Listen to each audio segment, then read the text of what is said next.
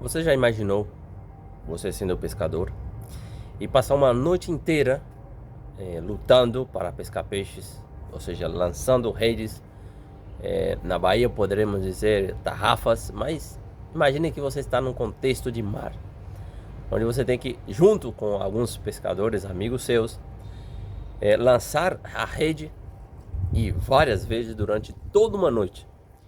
E no final dessa noite não haver pescado nenhuma piaba. Nada, nenhum peixinho sequer. Então imagine vocês, chegar uma pessoa, um homem, e esse homem subir em uma dessas barcas onde foi usada para pescar. E esse homem falar palavras que comovem os corações. E esse homem falando para muitas pessoas, ele sentado nessa barca e falando para uma multidão que queria escutar ele. E essa multidão escutava com toda a atenção. E também, imagine que você passaria a escutar também a ele, porque ele estaria sentado em uma dessas barcas que você utilizou toda a noite para pescar. E ao final, que termina esse discurso desse homem que estava anunciando palavras, ensinamentos, aquela multidão que estava na orla do mar. E esse homem vira para você e fala: vamos, navega, rema um pouco mais adentro do mar e lança as redes. Qual seria a sua atitude nessa hora? Penso eu que a um bom pescador que passou toda a noite, que a hora melhor de pescar é à noite, e chega no começo do dia, vem um homem e faz um pedido desse, me parece que seria um pouco contraditório, não? Mas estamos falando de uma realidade que aconteceu de verdade. E que realidade é essa? A realidade dos primeiros discípulos desse homem que subiu nessa barca, Jesus Cristo. Desse homem que pescou toda a noite, Pedro e seus pescadores ou ajudantes, João, Tiago e André. Imaginemos nós nessas circunstâncias e vemos qual foi a atitude daquele homem, Pedro, ao escutar a Jesus. Esse Pedro disse: Senhor, toda noite passamos jogando as redes, não pescamos nada, mas por tua palavra nós vamos jogar as redes de novo. Foi Pedro com seus companheiros, jogaram essas redes, que era grandíssima antigamente, e pescaram tanto peixe que, disse o Evangelho, não conseguiam arrastar para fora, e sim teve que pedir ajuda porque era muita quantidade de peixes. Eis aqui uma nova contradição, e algo que eu creio que muitos pescadores não fariam, que foi o seguinte: recolhido esses peixes na orla do mar, Jesus fala a Pedro: Pedro, a partir de agora te farei pescador de homens. E o que diz o Evangelho em seguida? Pedro, deixando tudo junto com os seus companheiros, seguiu a Jesus Cristo. Quantas coisas contraditórias. Um homem que passa toda uma noite pescando e não pesca nada, e mesmo sabendo, tendo a sabedoria de pescador, obedece a esse homem que diz: lança as redes de novo. E por essa obediência, na fé, recolhe uma quantidade enorme de peixes. Contraditório também o chamado. Um homem que depois que, por assim dizer, agora eu estou rico de tantos peixes, esse mesmo homem fala: vem em meu segmento, deixa tudo e vem em meu segmento. E esse pescador deixa todos os peixes, que seria a fortuna, quem sabe seria a maior das pescarias de Pedro, e ele deixa tudo e segue. Mas por que segue? Porque, meus queridos irmãos, irmãs, amigos, segue a um homem que é Deus, a um homem que fez se conhecer a Pedro. E claramente, Pedro, ao conhecer esse homem, ele deixa tudo de minúsculo para abraçar o tudo que é Ele mesmo, Jesus Cristo. E porque Ele sabe, Ele deixando os peixes, as barcas, famílias, claramente não é que Jesus tirará dele, dará o dobro. Como depois vamos ver quando Pedro vai falar: Senhor, deixamos tudo, o que nós teremos em troca? E Jesus disse: tudo que você deixou, receberá 100 vezes mais. Aqui na terra já, e claramente depois na vida eterna. E que poderemos nós tirar desse evangelho, dessa passagem tão sublime para a nossa vida? Primeiro, quero te trazer um ar de esperança para ti. Porque principalmente a você que está mais profundizado na igreja, no conhecimento da igreja, pode até estar decepcionado com algumas atitudes, seja de padres, seja de bispos, ou até mesmo, quem sabe, do Papa. Mas, e às vezes pode até estar pensando: meu Deus do céu, essa é a igreja que Jesus fundou? E aqui, qual é a esperança? Que Jesus, Ele, primeiro que pregou dentro da barca de Pedro. É dentro dessa barca que Ele está hoje ainda, é que Ele faz essa anuncia a palavra de Deus. Essa foi a igreja, a barca que Ele escolheu para anunciar a nós o Santo Evangelho.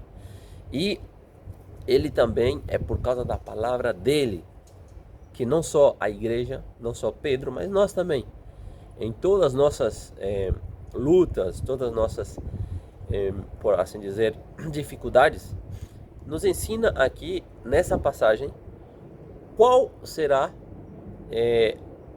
o nosso atuar, que será frutífero ou será sem nenhum fruto. Ou seja, Pedro passando toda a noite pescando, Jesus não estava na barca, não pescou nada. Jesus estando na barca, pescou muitos peixes. Essa é a mensagem de esperança para ti. Primeiro, que Jesus está nessa barca ainda e continuará. Lembre-se, Ele disse: eu estarei convosco até o fim dos tempos. As portas do inferno não prevalecerá nessa igreja, que é dele. Também, querido irmão, querida irmã, que você me escuta e me vê agora,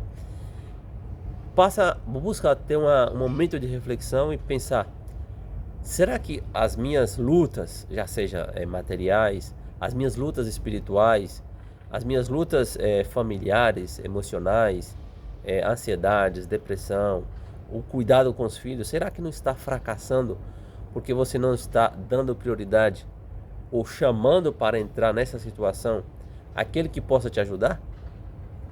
Não digo que com Cristo na sua vida não terá dificuldades, mas claramente, como Pedro, no final da vida dele, sendo crucificado, teve a ousadia e a coragem de dizer: eu não sou digno de morrer assim, me coloca de cabeça para baixo.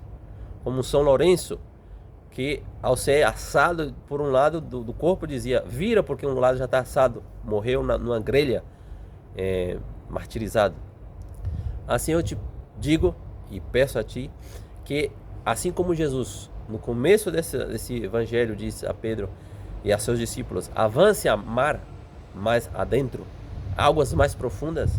Nesse começo do ano, assim como foi no começo do apostolado de Cristo, chamando esses primeiros apóstolos dele, recomendo a ti, a mim claramente, a nós, que possamos neste começo de ano, porque estamos ainda no começo de ano, aprofundizar um pouco mais na nossa fé, na nossa vida espiritual, na nossa vida de relação com Deus. E como se dará isso?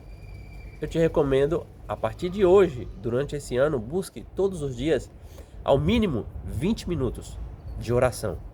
E que consiste essa oração? Oração é uma relação com Deus. É onde você vai escutar a Deus como Pedro escutou a Jesus. E por isso ele teve fé depois de lançar as redes. Assim te peço, busque 20 minutos. Se você tem o Santíssimo perto, vá ao menos 20 minutos. Aí pode desbanjar seus problemas, agradecimentos, louvores a Deus. Ou pode também claramente pedir muito a Ele. Porque Ele fala: eu tenho ansiedade por as preocupações de vocês. Mandam sobre mim que eu quero vos ajudar. Outra coisa, se você não tem o Santíssimo perto, em família, busque rezar o terço todos juntos. Busque ler a Sagrada Escritura ao menos 20 minutos por dia.